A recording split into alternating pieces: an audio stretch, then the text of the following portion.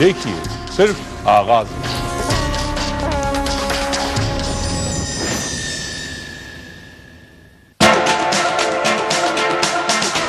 Welcome back خواتین و حضرات، آغاز میں ایک بار پھر خوش آمدید، تشریف فرما ہے محترم زید حامد صاحب اور بات ہو رہی ہے ان سے اقبال کے تعلق سے۔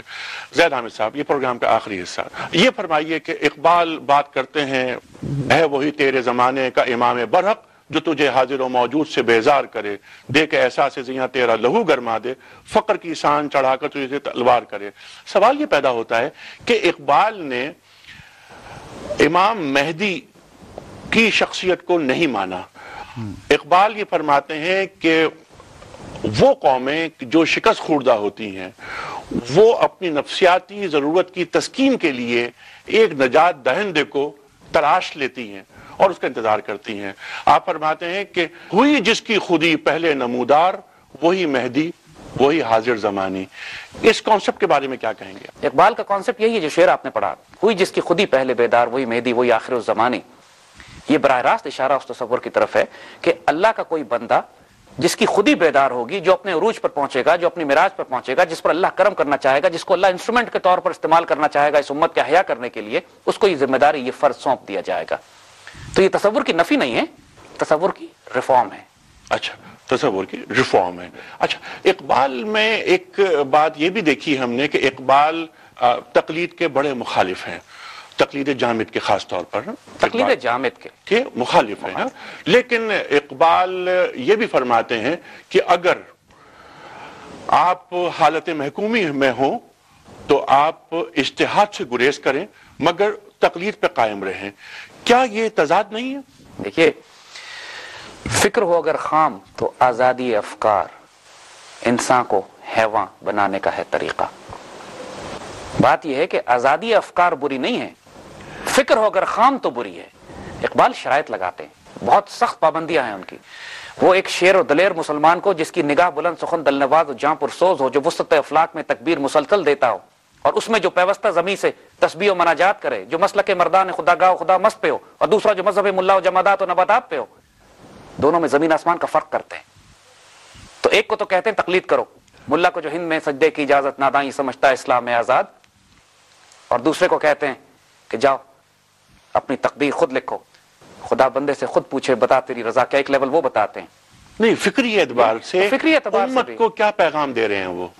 فکری اعتبار تقلید کے حوالے سے اقبال اس بات کے شدید قائل ہیں کہ امت اجتہاد کا راستہ دوبارہ اختیار کرے، اور اس بات پر تو ماتم کرتے ہیں کہ امت نے اپنے جدید دور کے تقاضوں کے مطابق دین کی حکمت کو سامنے رکھتے ہوئے نئے زاویے، نئے راستے تلاش کرنے کا راستہ بند کر دیا۔ اقبال یہ فرماتے ہیں کہ اگر آپ محکوم ہیں، اگر آپ غلام ہیں، ریاست اسلامی نہیں ہے، معاشرہ اسلامی نہیں ہے، تو کم از کم ڈسپلن کے لیے آپ کو تقلید کا پابند ہونا ہوگا۔ وہ تو اقبال نے خود کیا ہے، کوئی انہوں نے بغاوت کا راستہ تو نہیں اختیار کیا، برٹش امپائر کے خلاف انہوں نے کوئی ریبیلین نہیں کی، کوئی بغاوت نہیں کی، انہوں نے ایک فکری سوچی روحانی انقلاب برپا کیا اور آخر ایک ملک توڑ کے الگ کر لیا مسلمانوں کے لیے۔ یہ وقت کے تقاضے تھے۔ اس وقت جو ہمارے وسائل، جو ہماری طاقت، جو ہماری رسپانسبلٹی، یہ کہنا کہ ہجرت کر کے، آخر وہ انہوں نے سپورٹ نہیں کیا اس موومنٹ کو جس نے یہ کہا کہ ہندوستان سے ہجرت کر کے چلے جاؤ، جمال الدین افغانی کی وہ موومنٹ کے سارے افغانستان چلے جائیں، ملک چھوڑ دیں۔ اقبال نے تو اس بات کو قبول کیا ہے کہ جب ہم ایک غلام ملک میں رہتے ہیں تو یہی تو کمال اور اجتہاد ہے ان کا، یہی تو ویژن اور نگاہ بلند سخن دل نواز اور فراست ہے ان کی، یہی تو پراسرار ان کا پہلو ہے کہ انہوں نے ایک ناممکنات میں سے، برٹش امپائر اپنے عروج کے ساتھ جس پر سورج نہیں ڈوبتا تھا ہندوستان پر قابض ہے، ہندو سامراج اپنی طاقت کے ساتھ ابھر کے سامنے آ رہا ہے، اس کے بیچ میں ایک فکری، علمی، روحانی انقلاب کے ذریعے ناممکن کو ممکن کر دکھایا۔ ناممکن کو ممکن کر دکھایا۔ یہ ممکن کہاں کیا؟ ذرا اس کی وضاحت کر دیجئے تصوراتی طور پر۔ دیکھیے پاکستان بنا یا نہیں بنا؟ اچھا، یہ پاکستان اقبال کے اس خطبے کے عین مطابق بنا ہے کہ جس کا خطبہ 1930 میں دیا تھا؟ کیا یہ پاکستان وہی پاکستان ہے جو اقبال کو چاہیے تھا؟ دیکھیے، یہ پاکستان اقبال کا پاکستان بن نہیں سکا، لیکن پاکستان کا جغرافیہ، یہ خاص طور پر یہ سوچ اور یہ فکر کہ مسلمانوں کا الگ خطہ زمین ہوگا، اس کے جغرافیہ پہ طویل عرصہ بحث ہوئی ہے۔ چودھری رحمت علی نے الگ جغرافیہ بنایا تھا، علامہ اقبال نے الگ جغرافیہ بنایا۔ علامہ اقبال کے جغرافیہ میں تو ایسٹ پاکستان شامل بھی نہیں تھا، علامہ اقبال نے تو صرف اس طرف کے پاکستان کو ساتھ لیا تھا۔ تو جغرافیہ تبدیل ہونا از ناٹ این ایشو۔ لیکن تصور کی حد تک علامہ کو ہم بڑی شخصیت تصور کر سکتے ہیں، لیکن یہ اور بات ہے کہ وقت کی بدنصیبی یہ کہ اقبال کے تصور کو عملی شکل اس انداز سے نہیں دی گئی جس کے متقاضی اقبال تھے. ٹھیک ہے. زید حامد صاحب آپ کا بہت شکریہ.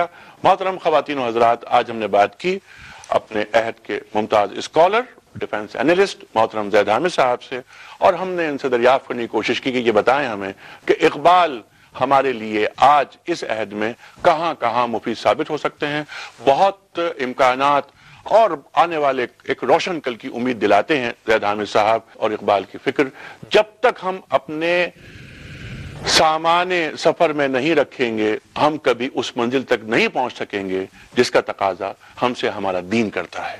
انیق احمد کو اجازت دیجیے. خدا حافظ.